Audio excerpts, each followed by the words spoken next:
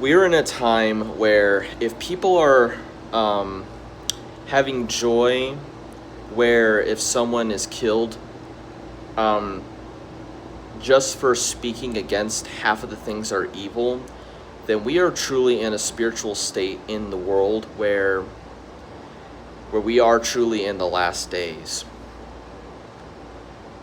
And to put this in perspective, the two witnesses that are to come in time, the world will give each other gifts and celebrate at the fact that these two witnesses who brought plagues or spoke plagues or turned the rivers into blood or brought famine and spoke wisdoms of righteousness to the world, the world will be joyful when they die or when the beast kills them. And to tell you bluntly, once then they are risen after 3 days, then some of the people will have terror and will even have fear of the Lord, because these two people will then ascend into heaven.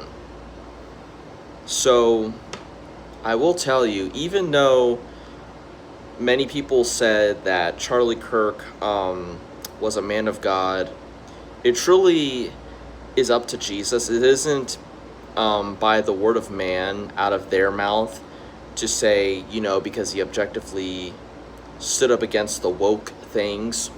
That doesn't mean that he was a man of God. But Charlie Kirk really did actually speak against at least the evils that are evil, and it was enough to ruffle up the feathers of the demon-possessed and the demon-oppressed, enough to where that once Charlie Kirk sadly was taken, people are really truly showing their colors. And they weren't just showing their colors when not just 2 but apparently 3 assassins failed to try to kill Trump. But once Charlie Kirk was killed, many people truly showed their colors. Very few people have repented or changed over the fact that, man, I should have never said that. Speaking in their place of an example of what I'm giving. And I pray and hope that if you are someone who cheered for his death and was glad, I highly tell you to repent, because this very thing will take you to hell.